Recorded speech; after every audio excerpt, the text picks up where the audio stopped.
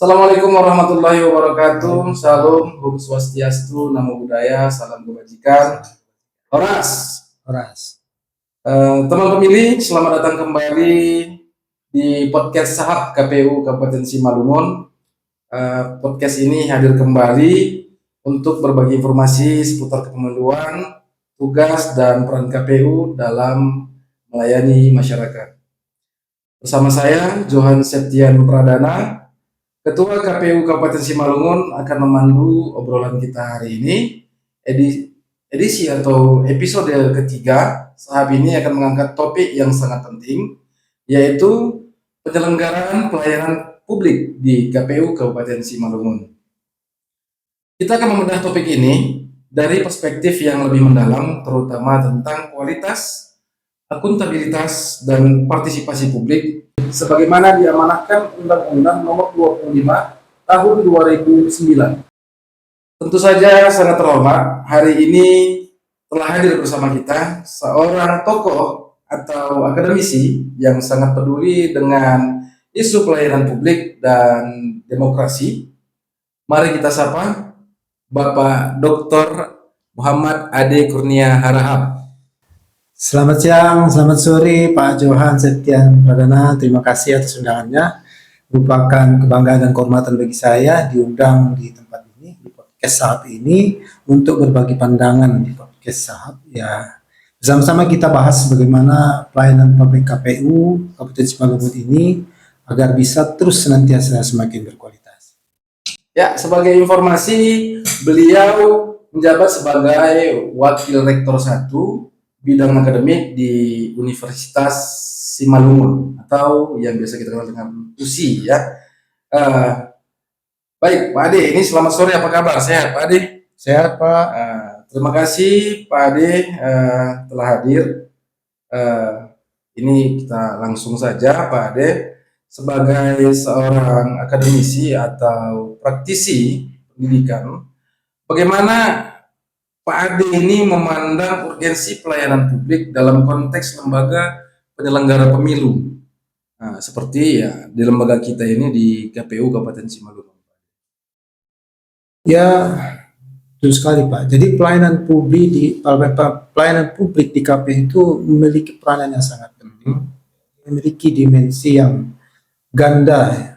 Yang pertama, tentunya dia memiliki dimensi teknis ya, berkaitan dengan pelayanan pendaftaran, ya, pendataan data pemilih, dan pelayanan informasi kepada publik ya. Dan yang kedua adalah dimensi integritas atau kepercayaan publik. Di KPU adalah lembaga yang diamanahkan pemerintah ya dan konstitusi untuk meningkatkan kualitas pelayanannya. Jadi kualitas pelayanan yang baik itu akan sangat mempengaruhi legitimasi hasil yang diperoleh atau yang dilaksanakan oleh KPU. Tentu hasil pemilu itu akan menjadi lebih diakui dan lebih dilegitimasi oleh masyarakat. Oh ya begitu ya Pak Ade ya. Pak Ade tadi menyebutkan legitimasi. Dalam pandangan Pak Ade ini, elemen apa itu dari Undang-Undang Nomor 25 Tahun 2009 yang paling relevan untuk menjaga integritas KPU, khususnya dalam pelayanan publik kita sehari-hari? Menurut saya Pak Ketua ya, jadi yang paling relevan itu di antara beberapa elemen yang ada tentu transparansi dan akuntabilitas. Jadi KPU harus bisa memastikan bahwa setiap prosedur mulai dari pelayanan informasi, pusat pelayanan informasi dan data itu, hingga ke layanan-layanan daftar pemilih dan lain sebagainya itu memiliki standar pelayanan yang diumumkan atau dipublikasikan secara luas. Sehingga masyarakat semua tahu dan ini bentuk transparansi. Dan semua transparansi ini tentu akan berangsur-angsur menghilangkan dan mengurangi keraguan masyarakat terhadap KPU. Baik, segitu besar impact-nya ya Pak Ade. KPU Simalungun memiliki berbagai standar pelayanan, misalnya terkait permintaan data atau layanan konsultasi. Menurut Pak Ade nih, apa indikator utama bahwa standar pelayanan tersebut benar-benar efektif dan berkualitas, terutama bagi masyarakat luas, terkhusus masyarakat Kabupaten Simalungun? Ya, kalau kita melihat indikator, tentu indikatornya harus dari pengguna layanan itu sendiri. Dalam hal ini tentu masyarakat. Nah, jadi dalam hal ini ya, masyarakat itu harus diuji tingkat kepuasan yang mereka rasakan ya terhadap pelayanan KPU yang ada. Kemudian juga harus didukung arah minimnya komplain-komplain yang muncul dari masyarakat. Jadi bentuk kepercayaan itu muncul dari tingginya tingkat kepuasan dan minimnya komplain. Jadi tidak hanya sekedar kepatuhan ya KPU terhadap menjalankan aturan dan prosedur, tapi juga meningkatkan kepuasan dan mengurangi atau meminimalisir segala bentuk komplain yang ada, yang selama ini bisa muncul sewaktu-waktu. Gitu. Misalnya ya dengan layanan yang ada itu kita tingkatkan pelayanan informasi ya, sehingga informasi yang ada itu cepat, akurat ya, kemudian mudah dipahami. Dan yang terpenting dari seluruh layanan itu tidak memberikan perbedaan terhadap semua orang. Jadi semua pihak, baik yang mampu atau tidak mampu, disabilitas itu merasa terfasilitasi dengan layanan yang ada dari KPU. Itu Pak, kalau menurut saya. Baik. Berarti dari poin inti dari tema kita adalah partisipasi masyarakat. Undang-undang mewajibkan KPU melibatkan masyarakat untuk membangun sistem pelayanan yang adil. Kan begitu nih Pak Betul Adi. Pak, ya. Nah, lantas bagaimana cara KPU dan masyarakat, terutama masyarakat Simalungun, dapat mengimplementasikan partisipasi ini secara praktis? Ya, kalau kita memandang partisipasi, ya, tentu ada dua hal yang menjadi koridor utamanya. Yang pertama, input atau masukan. Mereka sebagai pelaku dan mereka juga sebagai orang yang punya kepentingan, ya.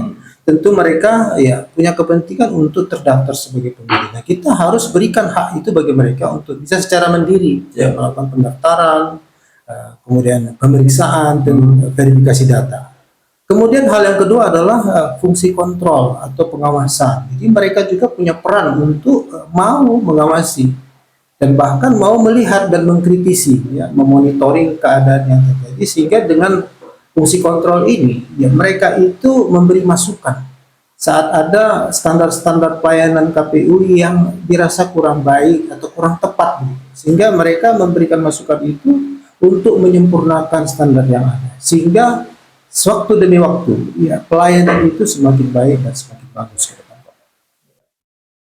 Terkait dengan pengawasan tadi yang Ade sampaikan, berarti masyarakat harus berani melaporkan atau mengkritik jika ada prosedur yang dilanggar tentunya. Betul sekali, Pak.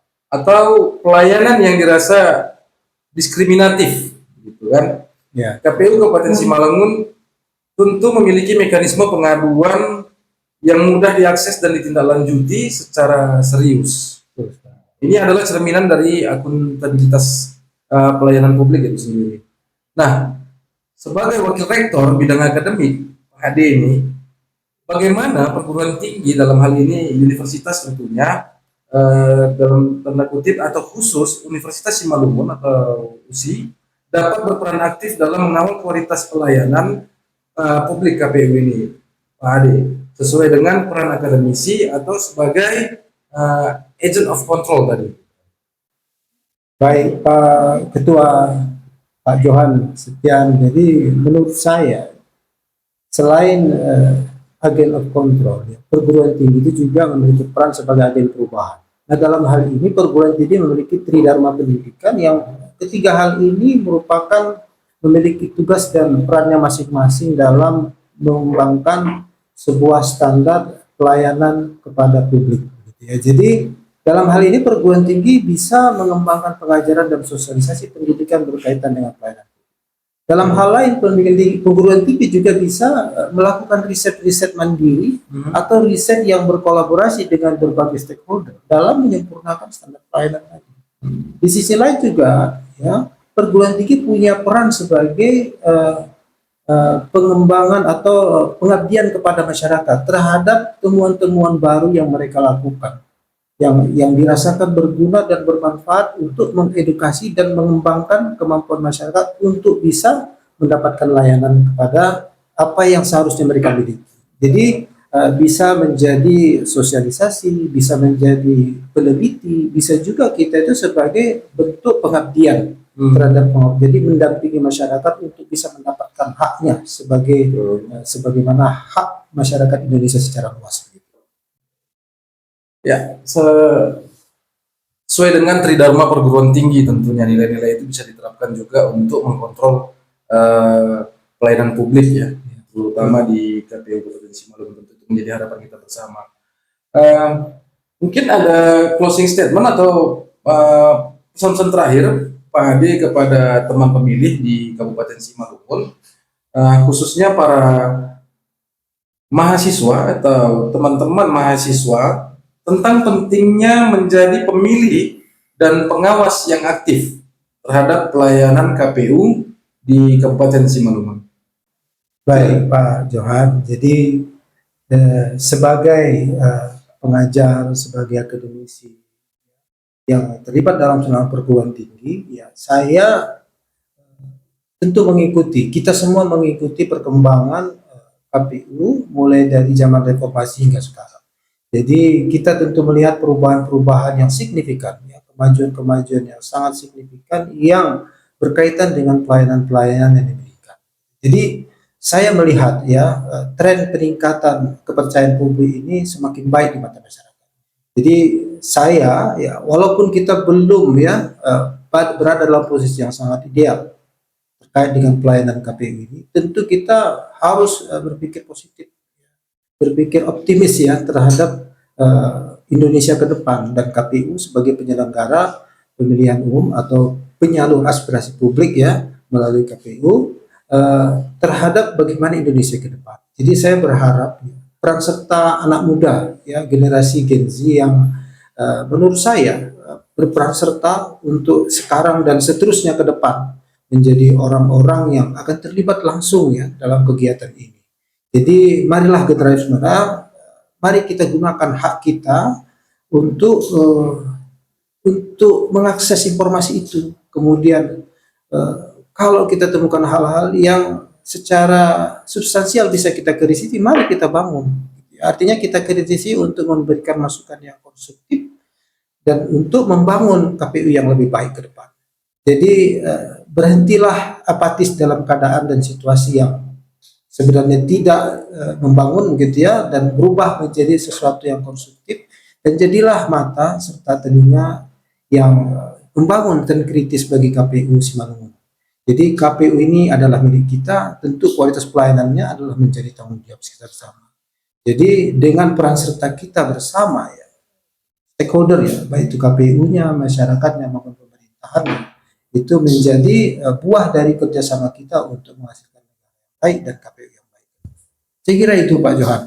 Ya, tentu itu menjadi harapan kita bersama. Dari KPU juga harus tetap terus memperbaiki diri sehingga dapat meningkatkan pelayanan publiknya bagi rekan-rekan atau kawan-kawan mahasiswa juga. Mari sama-sama kita menggandeng tangan, saling memperbaiki sehingga harapan kedepannya KPU secara khusus bisa memperbaiki pelayanan publiknya sehingga asas-asas atau prinsip-prinsip daripada pelayanan publik tadi bisa menyentuh seluruh masyarakat terkhusus di tanah Bunaran Lebonan.